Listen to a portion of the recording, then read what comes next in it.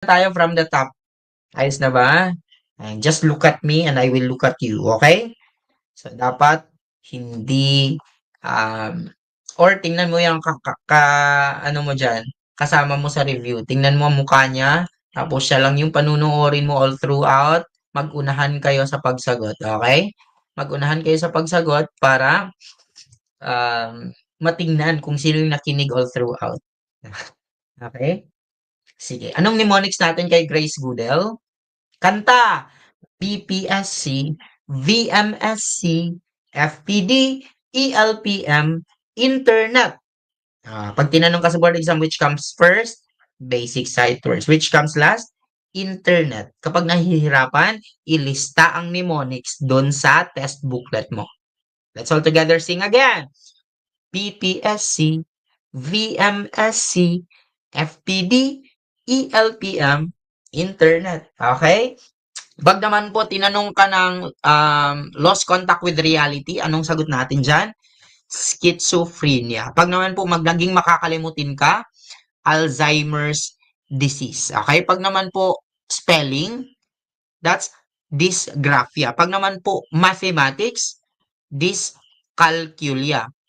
Again, ano yon? Dyscalculia. Pag naman po hyperopia, farsightedness. Pag naman po myopia, that's nearsightedness. Pag naman po indigestion, that's dyspepsia. Okay? Pag naman po difficulty in social interaction, that's autism. Okay? Pag naman po dyspraxia, motor difficulty. Okay? Pag mathematics, dyscalculia. Mathematics, dyscalculia. Okay? Learners with disability, binigyan ng support, anong batas? RA 11650. RA 11650. Pag naman po CHED law, that's 7722.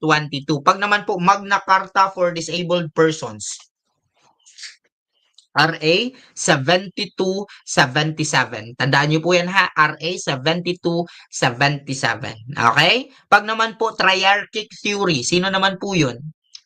Sternberg. Okay? Sino naman po yung nag-differentiate sa gifted and talented? Si Francois Gagne. Okay? Multiple intelligences, Howard Gardner. Pag sinabi kong gifted, innate or learned? Innate. Pag sinabi kong talented, innate or learned? Learned. Okay? Pero anong sabi ni Rinsuli dyan?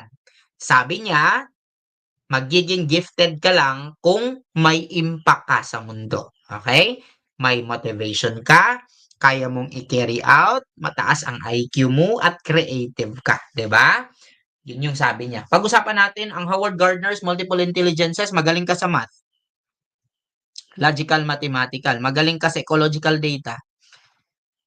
That's analogic, naturalistic. Again, magaling ka sa ecological data, naturalistic, magaling ka sa music, musical, magaling ka sa patterns. That's visual spatial, magaling ka sa mathematics. Logical, mathematical, magaling ka magrason. Logical, mathematical, magaling ka sa action. Bodily kinesthetic, okay? Bodily kinesthetic. Ayos ba? Pag sinabi naman po nating hierarchy of needs ni Maslow, sinong pinakamahalaga? That is basic needs. Sino naman yung pinakamaitaas? Self-transcendence. Pero pag walang self-transcendence, ano yung sagot? Self-actualization. Okay? Pag sinabi kong ganito, physiological needs. Pag sinabi kong ganito, safety and security. Pag eto, love and belongingness. Okay? Pag eto, self-esteem. Pag eto, self-actualization. Pag eto, that is self-transcendence. Okay? Self-transcendence. Malinaw? Yes. Pag naman po, Gangne's events of instruction, anong mnemonics natin doon? Gangne's events of instruction. Sing! GIRP, Peppa E, Robert Gangny, J4, gaining the attention. I4, informing the objectives. R, recalling prior knowledge. P, present the materials. Another P, provide guided learning. Okay? Enhance. Oh, wait. E, elicit the performance. P, provide feedback. A, assess. And then E, enhance assignments. Robert Gagney. Okay, those are the 9 events of Gagney's instruction. Ano nga yung blueprint natin sa pagtuturo natin? Lesson plan. What are the parts of the lesson plan? OSLEA, O4, objective, S4, subject matter, L4, learning activities, E, evaluation, assignment. Sinong pinakamahalaga? Objectives. Ano yung parts ng objectives? A, B, C, D. A4, audience. B4, behavioral objectives. C4, condition. D4, degree of acceptable performance. Ano yung tatlong klase ng behavioral objectives? Cognitive, affective, and psychomotor. Dapat ang objective mo ay SMART. Ano ang S? Specific. Ano ang M? Measurable. Ano ang R? Oh, A, attainable. Ano ang R? Result-oriented. Ano naman ang T? Time-bounded. Okay? Bonus yan sa board exam. Dapat hindi mo yan makalimutan. Ano yung pinakamahalaga? Objectives. Kailan ka hindi sasagot ng objectives? Kapag Hilda Taba ang tanong at instructional materials ang tanong. Okay? Pag instructional materials, nauuna ang diagnosis or analysis of student needs. Kay Taba naman po sa grassroots approach sa curriculum, dapat mauna ang students' needs. Okay? Kuha. Ano nga yung Assure at ADDIE model natin? Yun yung instructional material models. Okay? Analyze the needs, design the material, develop the objectives, design the material, implement the material, and evaluate the material. Okay? Those are the steps in instructional material making according to ADDIE model. Okay? Pag-usapan natin ang learning principles. Ano ang na-violate ni teacher kapag lecture lang siya ng lecture? That is, collaborative or active? Active process. Pag naman si teacher hindi nagpapagroup activities, that's collaborative process. Pag naman po si teacher hindi nagbigay ng objectives, dapat objectives are spelled out before you teach. Okay? What is the evidence of learning? Change of behavior. Again, what is the evidence of learning? Change of behavior. According to Edgar Dale, ano yung pinaka-concrete? Real thing or direct purposeful experiences. Kapag nahihirapan ka kay Edgar Dale, ano yung mnemonics natin? RHP, Vedco, Sire. R4, read. H4, hear. P4, pictures. V4, videos. E4, exhibits and field trips. D4, demonstrations. Co4, contrived experiences. Ano yung contrived experiences? Fake experiences. Okay? Pag naman po, simulation. Ano yung simulation? Duplication of the real thing. And then, real thing or direct purposeful experiences. Sino ang proponent ng information processing theory? Richard Atkinson. Okay? Richard Atkinson. Pag sinasabi naman natin yung three-tiered learning, sino ang proponent? Brunner. Okay? Sino ang nag-coin sa salitang scaffolding? Si Brunner. Listen, ang nag-coin si Brunner. Ang gumamit si Vygotsky. Malinaw? Ano pa ang kinoin ni Brunner? Spiral progression. Okay? Ano yung inactive ni Brunner? Play with the book. Ano naman po yung iconic? Pictures. Ano na yung symbolic? That's the abstracts. Okay? Kay Bandura, naiiba po siya. Kasi po, in Bandura's effective modeling, sabi ni Bandura, meron siyang live model, meron din siyang symbolic model, at meron din siyang verbal. Okay? Pag verbal, sinabi. Pag live, actual. Okay? Pag symbol, icons yun. Picture yon for Bandura. Pero kay Brunner, yun po ay abstract language. Okay? Malinaw po ba? Yes. Pag naman po sinabi nating David Ausubel, anong papasok sa utak? Subsumption theory. Ano yung nauna? Schema. Para daw mapunan ang schema, dapat gamitan ng gamitan ng advanced organizers. Ano yung mga advanced organizers natin? Anong mnemonics? GENS, GENS, okay? Um, G for graphic organizers, E for expository, okay? Tell the information, and then N narrative, storytelling, and then S for scheming, getting the main idea. Okay? Pag naman po pinag-uusapan ng Gestalt perception, ano nga yung pinaka-ideya ng Gestalt? The whole is more important than the parts. Okay? The whole is more important than the parts. Tandaan niyo po yan. Hindi porket close kayo, tunay mo siyang kaibigan. At hindi porket malayo siya sa'yo, abay, hindi mo na siya tunay na kaibigan. Law of common region. Di ba? Yung aha moments natin, ano yon? Yung aha moments natin, that's insight learning by Cooler. Okay? Insight learning by Cooler. Pag-usapan natin yung taxonomy of cognitive domain. Taxonomies of learning. Sino yung nauna? Blooms. Ano yung una kay Blooms? Casey Up Anse. Knowledge, comprehension, application, analysis, synthesis, and evaluation. Judging, evaluation. Foundational learning, knowledge, understanding, comprehension. Outward expression of behavior, application, building up, synthesis, breaking down, analysis. Okay, pinalitan ba siya? Yes, sinong pumalit? Si Anderson. Ano lang ang naiba? Creating at saka ing. Anong mnemonics? Are you a panic? Ibig sabihin, hindi ka nagpanic kasi nag-prepare ka, di ba? Are you a panic? Revised Bloom's taxonomy yan, may ing lang yan. Okay? Pag naman po Kendall and Marzano, ARCAC, MS. ARCAC, MS. Thinking about thinking, metacognition, self-system, sarili mo na lang. Okay? Pag sinabi nating HATS, analysis. Pag naman po LATS, hanggang application lang. To reach the HATS, you should go beyond application. Malinaw? Yes. Pag naman po affective domain, sino ang proponent dyan? Si Krathwohl. Okay? Pag sinasabi nating affective, hiniwalayan ka, anong gagawin? Re-resvoke. Okay? Re-resvoke. Receive, respond, value, organize, and characterize. Okay? Finalue mo ang advice, i-organize, and then characterize ang pinakamataas. Board exam question, ay yung pinakamataas kay Krathwohl? Characterization.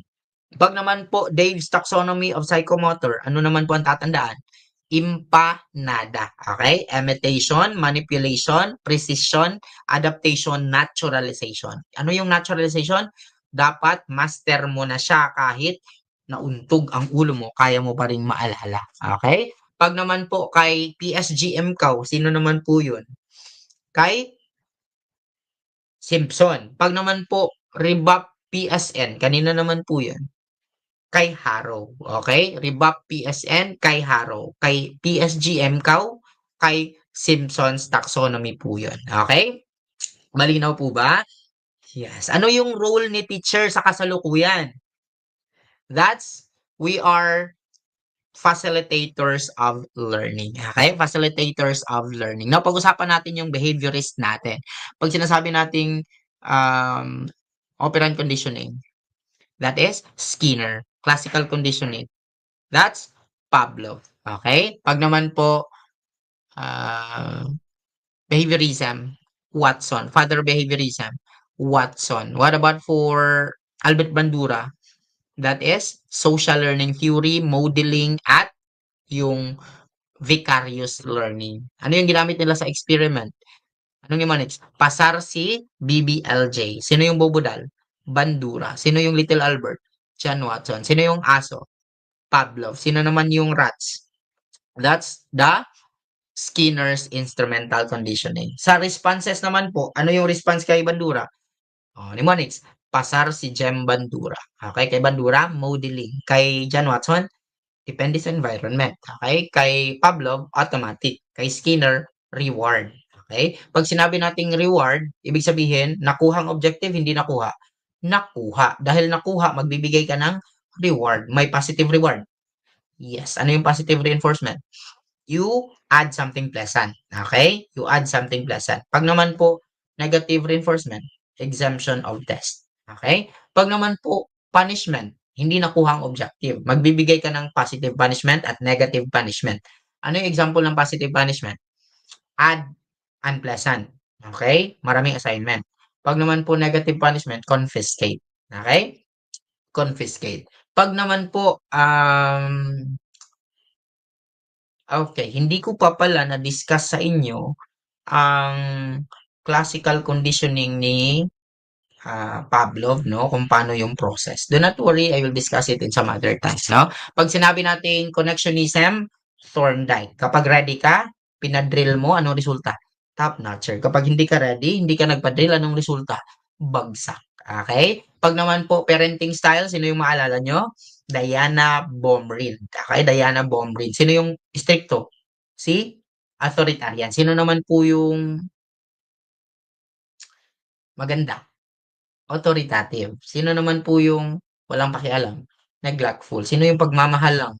That is permissive. Okay? Permissive. Ano yung barometer natin? Warmth and control. Okay? Labi kong cognitive development theory. That's Jean Piaget. Saan nag-aaral si Jean Piaget? Sa SPC4. Okay? Si SPC4. Pag sinabi kong object permanence, sensory. Pag sinasabi ko namang animism, pre-operational. Centration, pre-operational pa rin. Marvel, pre-operational pa rin. Pag sinabi ko namang ang order ko parehas kahapon, that's pre-operational under ego-centration. Okay? Pag naman po 7 plus 3, 3 plus 7, 10 lang ang dalawang yan. That's concrete. Ibig sabihin, reversibility na ka. Pag conservation, yung mataas na baso at yung patambok na baso, pag parehas lang sila ng content na identify mo, that's concrete. Pag abstract reasoning, that is formal operational. Ano yung panghuli kay Jean Piaget? Formal operational. Ano yung edad sa formal operational? 12 up. Ano yung edad ng 7, yung 7-Eleven? Concrete operational. Okay? Concrete operational. Pag naman po, anong mahalaga kay Bandura? Yeah. No, no, no. Anong mahalaga kay Lev Vygotsky? Language and interaction. Ano yung mga theory niya? Again, socio-cultural and socio-linguistic. Okay? Socio-cultural and socio-linguistic. Okay? Dapat tandaan niyo po yan. Pag naman po powers ni teacher, I know what I'm talking about. Mastery, expert. Pag naman po, teacher niyo, huwag niyo kung sasagot-sagutin. Coercive. Mahalagang grado niyo. Rewards. Okay? Pag naman po, class, can we agree on this? Referent power. Okay? Referent power. Malinaw? Yes. Pag naman po, I do you watch. That's demonstration. Pag naman po, gawin mo yan. Independent learning. Pag naman po, gawin natin together. That's guided practice. Pag gawin nyo ng magkasama, that's peer-directed learning. How do we prevent unruly behaviors? Pag hindi mo pinansin, planned ignoring. Nilapitan mo. Proximity control. Pinatransfer mo ng seat. That's physical restraint. Sinabi mo, shut up. Direct appeal. Shh. Signal interference. Give me your cell phone. Bakit nag-screenshot ka? Removal of seductive objects. Okay? Pag naman po pinalabas mo, that is antiseptic bouncing. Okay? Pag sinabi ko namang I cannot accept and I do not know answer, that is prompting. Okay? Prompting. Pag naman po malungkot ka because, happy ka because, that's probing. O, sino may idea dito? Redirecting. Restating, inulit mo lang. Okay? Inulit mo lang. Teacher, please do not give up on me. That is withdrawal or inadequacy sa mistaken goals. Okay? You hurt me, I will hurt you back. Revenge seeking. Teacher, please notice me. That is, notice me, notice me. That is, attention getter. Okay? Pag-usapan naman natin ang classroom management approaches natin. Pag sinabi natin positibo ka lang lagi, acceptance. Strike while the iron is hot. That is, group managerial. Reinforcement and punishment. That's behavioral modification. Tama? Pag sinasabi naman natin enforcer si teacher, assertive. Diba? Pag sinasabi natin holistic si teacher, success approach. Pag sinasabing mahilig mag-guidance si teacher, Group guidance. Okay? Group guidance. Anong mnemonics natin dyan? 2G, 2A's, 2B's. Okay? Papasa ba sa board exam? Yes. Kaya bang itap ang board exam? Yes. Natuto ka ba? Yes. Nakasabay ka ba? Yes. Sabihin mo, papasa ako. Go! Papasa ako. Lakasan mo. Kung gaano kalakas, ganoon din kataas ang board exam rating. Papasa ka ba? Papasa ba? Yes! Lakasan mo. Yes! Face your mother. Tulog na ba ang nanay mo? O, tingnan mo siya. Tingnan mo siya. Tapos sabihin mo, Nay, Tay, papasa ako. Go! Nay, Tay, papasa. Para sa inyo ang pangarap na to. Go! Para sa inyo ang pangarap na to. Tutuparin ko ang pangarap niyo sa akin. Sabihin niyo, tutuparin ko ang pangarap niyo sa akin. Ano man yung rason mo kung bakit mo ginagawa 'to, why you stayed for the last 3 hours natin sa drills. Alam kong enough 'yan para makatulong sa'yong ipasa mo ang board exam mo.